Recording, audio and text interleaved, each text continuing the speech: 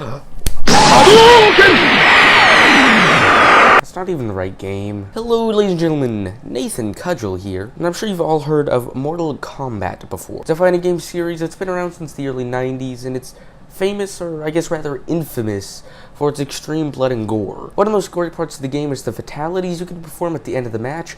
Basically, if you win the match, then you have a couple of seconds to put in the right button combination, which if you do put in the right button combination, you basically get to watch a extremely gruesome cutscene in which your character kills your opponent in the most bloodbath, gruesome way possible. Johnny Cage wins. Flawless victory fatality. Nowadays, everyone knows what Mortal Kombat fatalities are. The compilation of them gets millions of views on YouTube.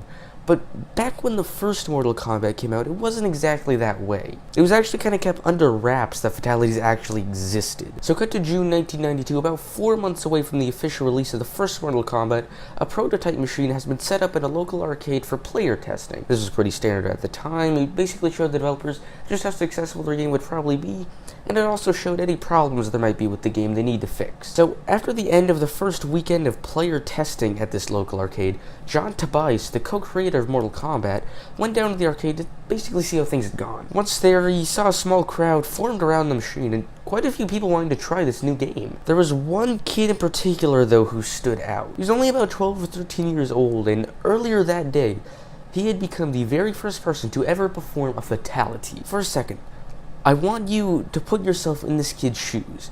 You're spending your Saturday at this local arcade just relaxing. You decide to try this new game they have, Mortal Kombat. As you play, you start to think, this is pretty good. You even start to win a couple of matches. But after winning your latest match, you set your arm on the machine. I mean, it's the victory square. It's not like it's going to affect anything. But then your character starts moving. And all of a sudden, your Sub-Zero is ripping off Johnny Cage's head.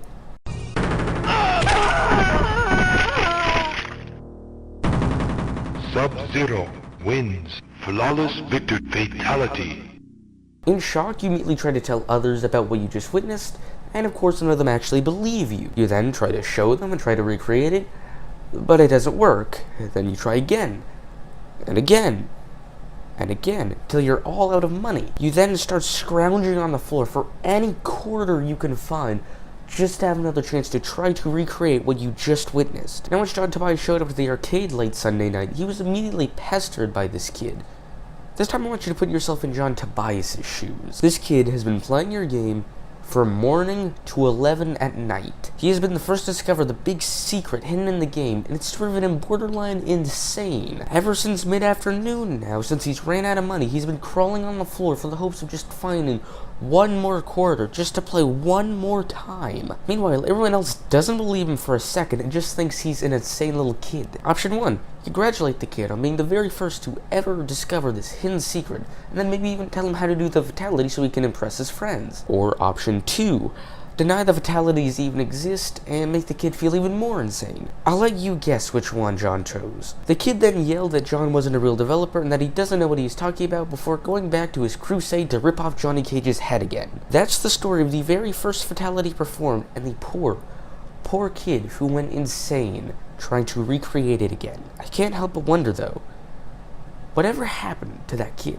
I feel like now he just looks at the Mortal Kombat 11 commercials on TV and can't help but change the channel, just out of spite of what John did to him. Either that or he actually tried to recreate the fatality in real life and is now in a prison.